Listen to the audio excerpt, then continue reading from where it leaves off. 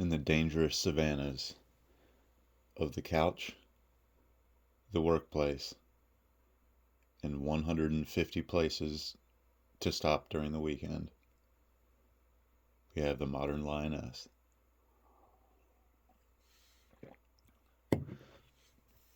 The power of the lioness, who seems less emotionally stable, seems less stoic, seems less powerful than you on our darkest day, has your punk ass racing to the hospital. And while might not have been as calm as you would have been in this situation, is performing at a very high level just for you, just because of you. It's such a beautiful thing. The the way we love tends to be different, men and women. The the innocent nature of a woman is essentially a complete myth,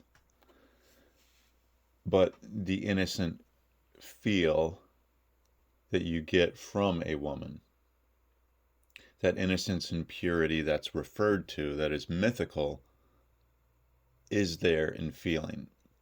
So it is real within our neurons and synapses. And the way we are firing our human biocomputer says that it certainly has plenty of reality to it. The the doll like nature.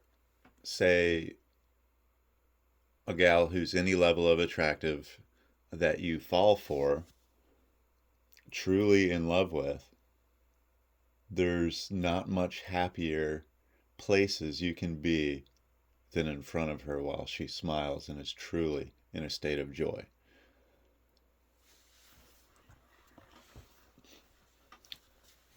While fleeting, we do often create our own joy, but giving that feeling to others tends to be at least as good, sometimes better, than actually feeling the joy yourself. It's just a different type, a trade off, if you will. There's a different perspective. I don't mean to implement this in the DEI way, but when a single man, married or long term girlfriend man, makes decisions, certainly they are a little different. Sometimes better, sometimes worse. There are certain advantages. Myself, I am more productive in some areas and less productive in others, depending on single or actively in a relationship. Sometimes women do bring the best out of you. The underrated nature of the incredibly intelligent, beautiful woman. Not that it's an extreme rarity, but it's not something that we see and process right away of like, oh, this is a smart one.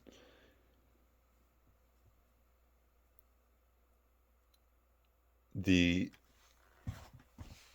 wonderful, beautiful side of that smart woman is often a problem. Uh, as I have a problem with overanalyzing. So, an easy dumb woman is difficult in the long run. A smart one is easier to deal with in the long run for me. Yet I'll hearken back to the backwoods comment where I don't remember how he phrased it, and I don't want to misuse the term. My categorization and useful meaning of certain words is not meant with offense. I love loser chicks. This archetype is so amazingly pure. I don't know why. So the loser chick is the little angel that everybody kind of sells short. Uh, we don't, men tend to not need high performers. The the job of the high performer house mom of modern America does a lot of unnecessary shit. There's a lot of wheel spinning. There's a ton of work in there. There's also just, there's so much spinning and bouncing around that's unnecessary. I've seen it. These anecdotal examples mean nothing broadly, but many of them may tend to be true broadly.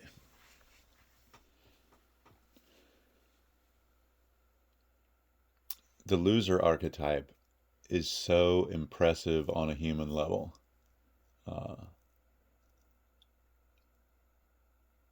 Backwoods did mention, I believe, the ability to pick up and go. So the busybody nature of the modern woman does lend itself to having too much shit going on. How are you going to get on my program when you got 3 cats? You're trying to finish this degree, and you're this job that you've been with for 7 years. You're so intimately involved with the master slave relationship with your somewhat low paying job that you're obsessed with, that you will easily leave in a second and they will easily fire you in a second. But in the moment, that's a forever thing in your head.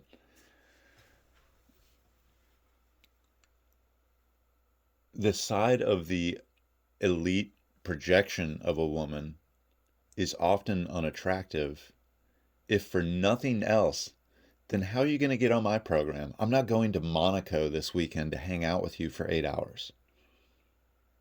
Or I'm not moving to Toledo because you teach in a college somewhat near there. You work for Eli Lilly somewhere in the Midwest. An example of a girl I dated briefly who moved to Germany for Eli Lilly. I'm not going to Germany for for a sweet broad I've met recently. An amazing, brilliant little angel with so much going on. How are you going to get on my program? The modern partnership does lend itself to, hey, Eric, shut the fuck up. There's 2 programs, you selfish, chauvinist son of a bitch. But my program is the mandate. We can always vote together. We can always veto each other. But my mandate is supreme. This guiding light is the way it is. Without that masterful relationship, you're not going to have the same respect for me that I demand and that I demand of you. It's not in compliance, it's in cooperation. It's not in being told, it's understanding. And when a woman truly likes you, loves you, it doesn't come very hard. It's super easy. It's very natural. In fact, it's the way things fall together.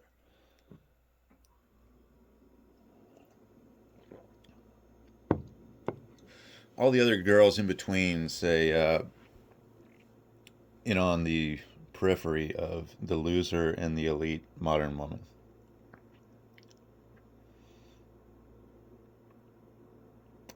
Now, wow. they've got so much going on clearly as we go up in age, and we'll say late 20s, early 40s, or something like that would be my wheelhouse, depending on the gal's personality. Uh, I've tended to notice as I'm getting up in age, while I do like gorgeous women, that the modern American woman at 25 is personality wise often a stretch for me. But I like hot chicks, so sometimes it's hard.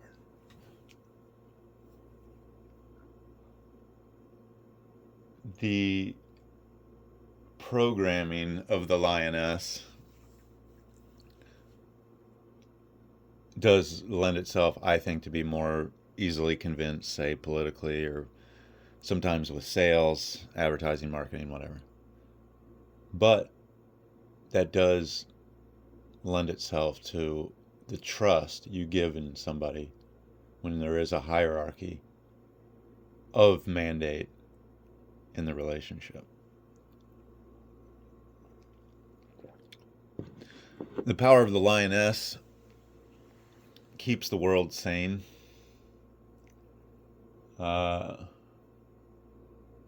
Keeps us in check. Keeps a lot of violence in check. Well, also causes a lot of it. Um, that there's a beautiful ring of protection around the world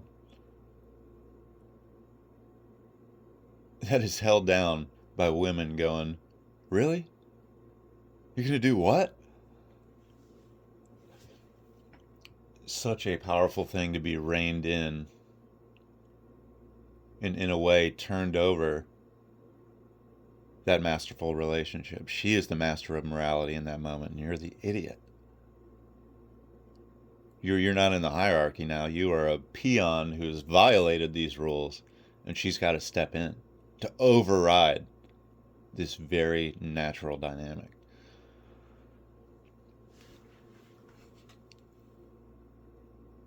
The myth of the female de-escalator in law enforcement. Sometimes true, and they can be amazing on scene. In general, I strongly disagree with female patrol officers being a thing almost at all. There should be approximately zero. And that's another video. But the way we interact with each other is framed differently when a woman's in the room. Unfortunately, that does lead to a thought control like social media in the UK, where we do limit our thoughts, and it's not this pure creative bliss of thought that sometimes a good alignment of male interaction lets out at. Like girls have their own interaction without the male effect, and they can get giddy in a way that serves them really well.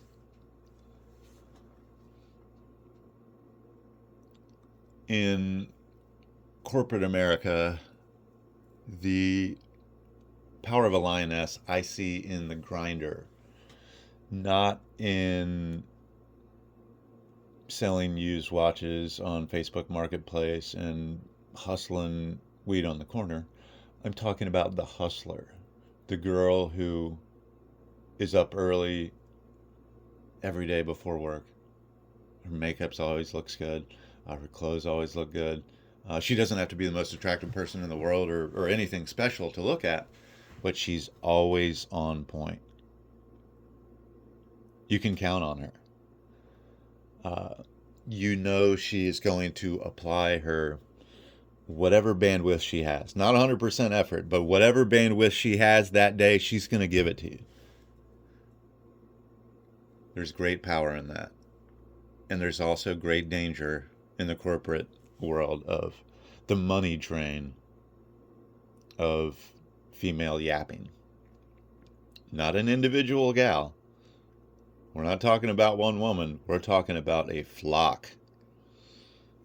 In the modern sense, if you know hoe math, we're going to say just bird hands flying. The volume just raises, and socially unaware to this chaos the nest has created. Mainly it's about HR problems and stuff like that.